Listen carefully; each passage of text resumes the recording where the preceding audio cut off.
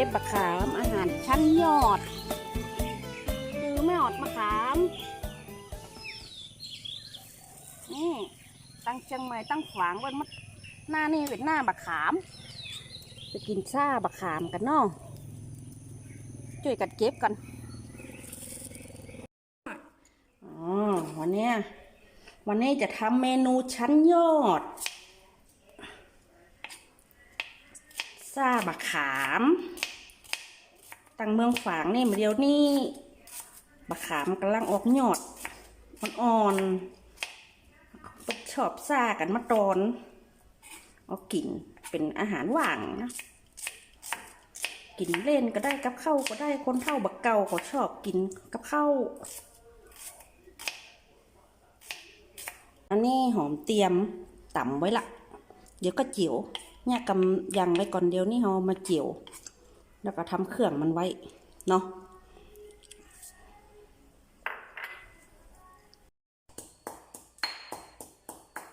นี่แป้ง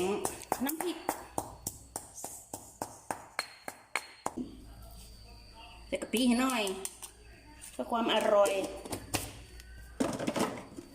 มันสูตรไผ่สูตรมันแต่สูตรเขานี่ใส่ทะเน่าเหี่ยหน่อย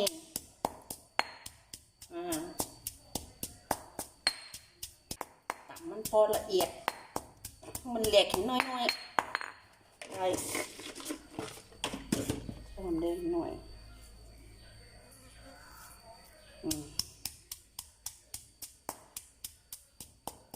ปล่อยเห็นน้อย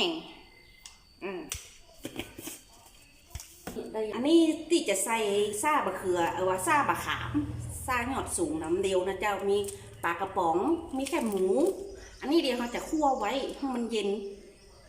เอาปรุงมันก็มาปรุงมันลุนอันหนึ่งได้บะขามมันจะซุกไปมันจะส้มเจ้าจะเจียวหอมเราจะทำการเจียวหอมแดงเนี่ยก่อน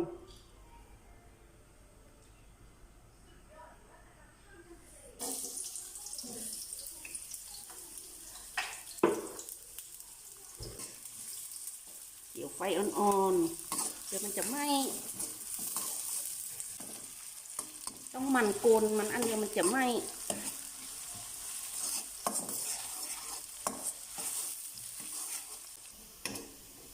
เอาละเจ้าหอมแดงเริ่มได้ตีละเดี๋ยวเขาตักออกมาพึ่งไว้กับเสด็จน้ำมันเรียบร้อยตักไว้เอาหอมเจียมเข้าเจียวแหมโลดเพิ่ง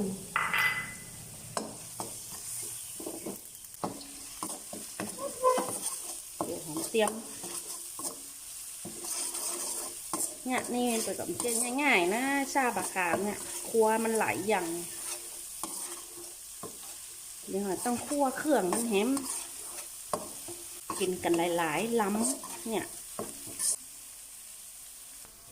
แค่หมูนี่ต้องตุบให้มันแหลวก่อนนะเจ้าอันมันจะเป็นประคกประคักเอาเจียวไปหอมนี่มันจะได้หอมนี่ใส่ตีละแล้วกดใส่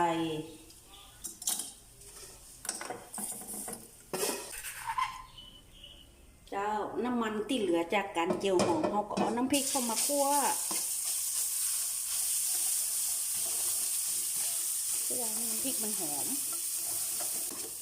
แล้วก็หอมได้ตีแล้วเจ้าแกะปลากระป๋องอันยังก็ได้เอามาใส่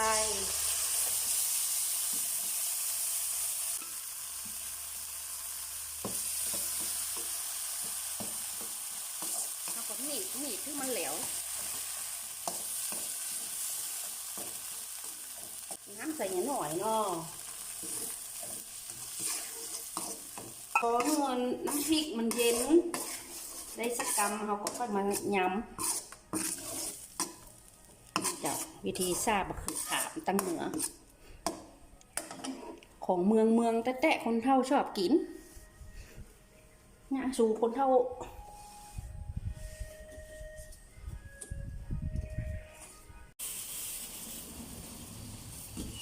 นี่คือยอดบะขามที่เก็บตะกี้น่ะ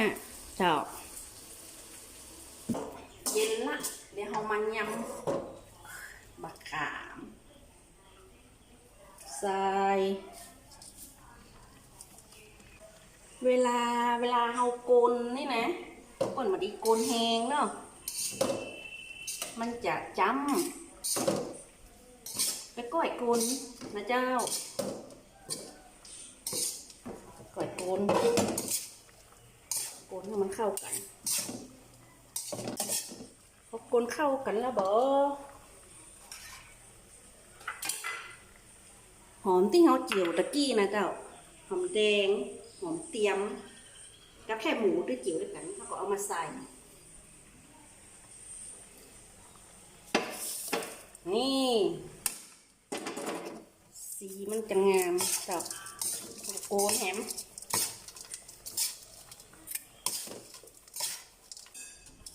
เสร็จเรียบร้อยแล้วเนาะ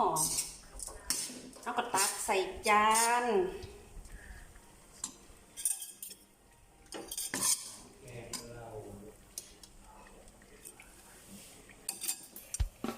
หน้าตามันก็จะเป็นจะดีนะเจ้าซาบะขามหนอดบะขามมากินจะกันเนาะมาลองมาจิ้มนะเจ้าฝากกดไลค์กดแชร์คลิปนึงนะเจ้าซาบะขาม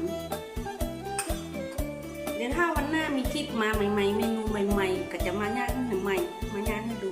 ฝากเลยนะเจ้าลองไปย่างดูก็ได้นะเจ้าหน้านี่หน้าบะขามอ่อนขอบคุณนักๆนะเจ้า